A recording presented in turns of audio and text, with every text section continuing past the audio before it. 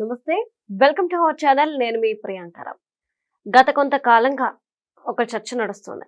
అంటే తిరుమల తిరుపతి దేవస్థానంలో ఎవరైతే అన్యమతస్థుల ఉద్యోగులు ఉన్నారో వీళ్ళని తొలగించండి, హిందువులకు ఇవ్వండి, అప్పుడు మాత్రమే ఆ దేవస్థానం యొక్క అంతా బాగుపడుతుంది అని చెప్పేసి కొద్ది రోజులుగా భక్తుల దగ్గర నుండి అలానే ప్రజల నుండి వస్తున్న నినాదం. ఈ నేపథ్యంలో దీనికి ప్రయత్నాలు జరుగుతున్నాయి. నిజంగానే అన్యమతస్థుల ఉద్యోగుల్ని తొలగించే ప్రయత్నాలు మొదలయ్యాయి అని చెప్పేసి ఒక వార్త బయటకు వచ్చింది. మరి ఇందులో వాస్తవం ఎంత, నిజంగా ఇది జరుగుద్దా లేదా అనేది తెలుసుకుందాం. మనతో మాట్లాడడానికి సీనియర్ జర్నలిస్ట్ సిఎస్ రావు గారు ఉన్నారు. ఆయనతో మాట్లాడదాం. నమస్కారం సార్. సార్, ఎవరైతే తిరుమల తిరుపతి దేవస్థానంలో అన్యమతస్థులు ఉద్యోగంలో ఉన్నారో వాళ్ళని తొలగించాలి అనే నినాదం ఈ రోజుది కాదు, ఎప్పటి నుండో గత కొంతకాలంగా వస్తున్నది. అయితే దీనికి ఇప్పుడు అడుగులు పడ్డాయి అని చెప్పేసి ఒక వార్త బయటకు వచ్చింది. ఇది వాస్తవమేనా? ఒక నిజంగా ఇది నిజమైతే ఇది జరిగే పని అంటారా అలా తొలగించడం? ఒక కీలకమైనటువంటి అడుగు అయితే పడింది. తిరుమల తిరుపతి దేవస్థానం ఏదైతే ప్రపోజల్ పంపించిందో ఆంధ్రప్రదేశ్ ప్రభుత్వానికి, ఆ ప్రపోజల్కి ఆమోదం అయితే లభించింది.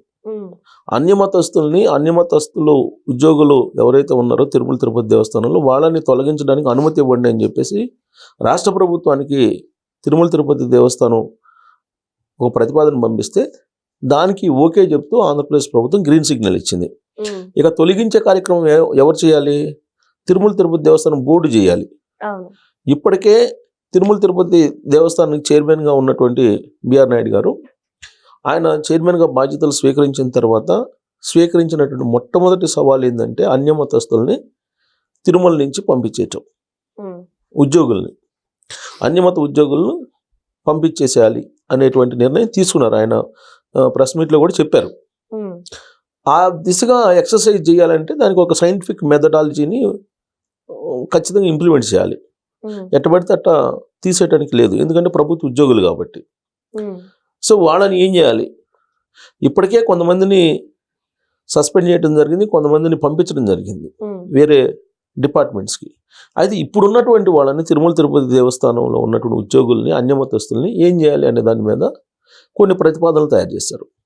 ఏంటంటే వాళ్ళకి విఆర్ఎస్, వాలంటరీ రిటైర్మెంట్ ప్రకటించడం. వాలంటరీ రిటైర్మెంట్కి కనుక ముందుకు వచ్చే వాళ్ళు ఎవరైతే ఉంటారో వాళ్ళకి మిగిలినటువంటి సర్వీస్కి సంబంధించినటువంటి ఆర్థికపరమైనటువంటి అంశాలు క్లియర్ చేయడానికి సిద్ధమవుతుంది తిరుమల తిరుపతి దేవస్థానం. సో అన్యమతస్తులు అయినటువంటి ఉద్యోగులు ఎవరైనా వచ్చి మేము విఆర్ఎస్ తీసుకుంటాము అని చెప్తే యాక్సెప్టబుల్. లేదు మేము ఉద్యోగంలో కొనసాగాలి అనుకుంటే సెకండ్ ఆప్షన్ ఏంటంటే వివిధ డిపార్ట్మెంట్లు, ప్రధానంగా మైనారిటీ వెల్ఫేర్ డిపార్ట్మెంట్ ఉంది, దాంట్లోకి వాళ్ళని పంపించేస్తే వాళ్ళ కేడర్ తగిన విధంగా వాళ్ళు అక్కడ ఉద్యోగం కల్పించేలాగా ఏర్పాట్లు చేయటం, ఇది సెకండ్ ఆప్షన్. ఈ రెండు ఆప్షన్స్ తోటి అన్యమత ఉద్యోగుల్ని తీసేయడానికి తిరుమల తిరుపతి దేవస్థానం బోర్డు ఒక నిర్ణయం తీసుకుంది. దానికి అఫీషియల్గా ఆమోద ముద్ర కూడా లభించింది ప్రభుత్వం నుంచి.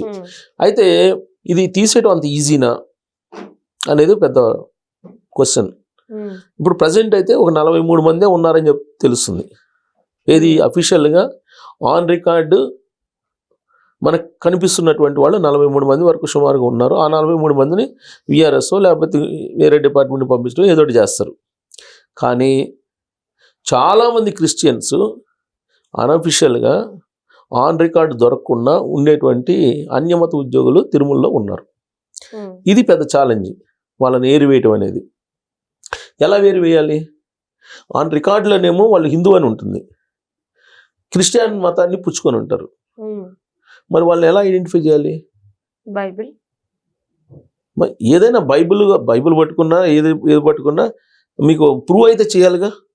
ప్రూవ్ చేయకుండా తీసేయడానికి ప్రభుత్వ ఉద్యోగుల్ని, తిరుమల తిరుపతి దేవస్థానం ఉద్యోగులు అంటే ప్రభుత్వ ఉద్యోగులు ఒక నథింగ్ బట్. సో తీసేయాలని అంటే దానికి ప్రూవ్ చేయాలి. ప్రూవ్ చేయాలి అంటే దానికి ఒక సిస్టము, దానికి ఎంక్వైరీ వేయాలి, అదంతా కావాలి. అప్పుడు అన్యమత ఉద్యోగులను తీసేయాలి. కాకపోతే ఇప్పుడు అఫీషియల్గా 43 మందే కనిపిస్తున్నారు. మరి అన్అఫీషియల్గా ఉండేటువంటి వాళ్ళ సంగతి ఏంటి? అన్అఫీషియల్గా కొన్ని వందల మంది ఉన్నారంట అన్యమత ఉద్యోగులు తిరుమల తిరుపతి దేవస్థానంలో. వీళ్ళని ఐడెంటిఫై చేయాలంటే దానికి ఒక ప్రక్రియ ఉండాలి, సైంటిఫిక్ ప్రక్రియ. ఏంటంటే విజిలెన్స్కి అప్పచెప్పాలి అనుకుంటున్నారు. విజిలెన్స్ ఎంక్వైరీకి అప్పచెప్తే అప్పుడు వాళ్ళు ఏదైనా ఆధారాలు కనుక సేకరించగలిగి ప్రూవ్ చేయగలిగితే అప్పుడు అన్యమత ఉద్యోగుల్ని తీసేయటమా, విఆర్ఎస్లోకి పంపించడం, లేదంటే వెల్ఫేర్ డిపార్ట్మెంట్కి పంపించడం ఏదో చేస్తారు. కానీ ప్రూవ్ చేయడమే పెద్ద సవాల్ కదా. ఇప్పుడు అఫీషియల్గా ఉన్నది 43 మంది, మిగతా వాళ్ళని ఎలా ప్రూవ్ చేయాలి? విజిలెన్స్ ఎంక్వైరీ చేస్తారు. విజిలెన్స్ ఎంక్వైరీ చేసి ఎప్పటి లోపల వీళ్ళని ఐడెంటిఫై చేయాలి. మళ్ళీ వీళ్ళు కోర్టుకి వెళ్తారు. కోర్టులోకి వెళ్తే అది వెళ్ళి ఎంతకాలం ప్రొలాంగ్ అయితే అందరికీ తెలుసు. మరి వందలాది మంది ఇప్పుడు అన్యమత ఉద్యోగులు అక్కడ ఉన్నారు. వాళ్ళేమో తిరుమల తిరుపతి దేవస్థానంలో ఉద్యోగులు. వాళ్ళు సర్వీస్ దాంట్లోనేమో ఏముంటుంది, హిందువు అని ఉంటుంది. బయటేమో ఆదివారం బైబుల్ పట్టుకుని వెళ్తుంటారు. అక్కడ లడ్డు తినరు, అక్కడ ప్రసాదం తినరు, అక్కడ శ్రీవారి మీద వాళ్ళకి భక్తి ఉండదు, కానీ అక్కడ ఉద్యోగం అయితే కావాలి. మరి దీన్ని ఎలా చేయాలి? కొన్ని వందల మంది ఉన్నారు. ఇప్పుడు మా మధ్యకాలంలో మా శిష్యులు ఉన్నారు అని చెప్పి ఒక మాజీ తిరుమల తిరుపతి దేవస్థానం చైర్మన్ అన్నారు. చిటుక్కుమన్న మాకు తెలిసిపోద్ది. మాకు కావాల్సినటువంటి వాళ్ళు, మా టీము దాదాపు 2500 మంది ఉన్నారు ఉద్యోగులు అక్కడ అని చెప్పారు. అంటే మా టీం అంటే ఏంటి? క్రిస్టియన్ టీమా? అంటే మాజీ చైర్మన్ చేసినటువంటి ప్రకటన చెప్తున్నా. ఆ గోవులు చనిపోయినప్పుడు మీకు ఎలా వచ్చింది ఇన్ఫర్మేషన్? ఇది ఇన్ఫర్మేషన్ అఫీషియల్ కాదు కదా అంటే, అఫీషియల్ ఇన్ఫర్మేషన్ నాకు ఉద్యోగుల నుంచి వచ్చింది. తిరుమల తిరుపతి దేవస్థానంలో మొత్తం చిటుకుమన్నా ఏం వల్ల ఏం జరిగినా నాకు తెలిసిపోతుంది, మొత్తం మా వాళ్ళు ఉన్నారు అన్నారు. ఆ మాట అన్న అతను క్రిస్టియన్ అని చెప్పేసి అంటారు. ఆయనే ఒకనొక సమయంలో వెంకటేశ్వర స్వామిది ఉంది, రాతి బొమ్మ చెప్పు తీసుకుని కొడతాను నేను పోతే అని చెప్పి ఏదో మాట్లాడాడు. అది మాట్లాడటం కూడా అది ఆయన మాట్లాడింది రిపీట్ చేయడం కూడా తప్పే అని నేను అనుకుంటా. అందుకే చంపలు వేసుకుంటున్నాం. అదే చెప్పేది, అందుకే చంపలు వేసుకుంటాం. సో అలాంటి మాటలు మాట్లాడినటువంటి ఆయన నా మనుషులు ఉన్నారని చెప్తున్నాడు. మళ్ళీ వాళ్ళందరినీ ఏరివేయటం అనేది ఒక పెద్ద ఛాలెంజ్, ఒక టాస్క్. అది కనుక చేయగలిగితే నిజంగా తిరుమల తిరుపతి దేవస్థానం బోర్డు ఏదైతే అనుకుంటుందో అది పూర్తవుతుంది లక్ష్యం. అటు కాకుండా ఏదో 43 మందిని విఆర్ఎస్లోకో లేకపోతే బదిలీ చేసినందువల్ల నెరవేరదు. కాకపోతే ఒక బృహత్తర కార్యక్రమాన్ని మాత్రం చైర్మన్ గారు తీసుకున్నారు.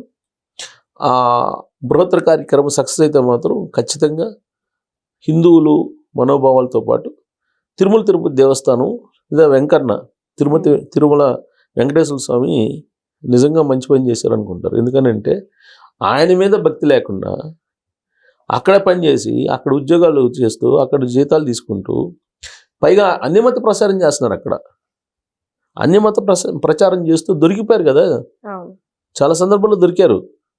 గత ప్రభుత్వం అప్పుడు జెరూసలం ఆర్టీసీ తిరుమల సప్తగిరి బస్సుల్లో టికెట్లు వెనక జెరూసలం ప్రచారం చేస్తూ ప్రచారం ఇచ్చారు. అదేమంటే పబ్లిసిటీ, అది వాళ్ళు ఇచ్చారు, మార్కెటింగ్ ఇచ్చారు, మేము చేసామని చెప్పి అప్పట్లో న్యూస్ వచ్చింది.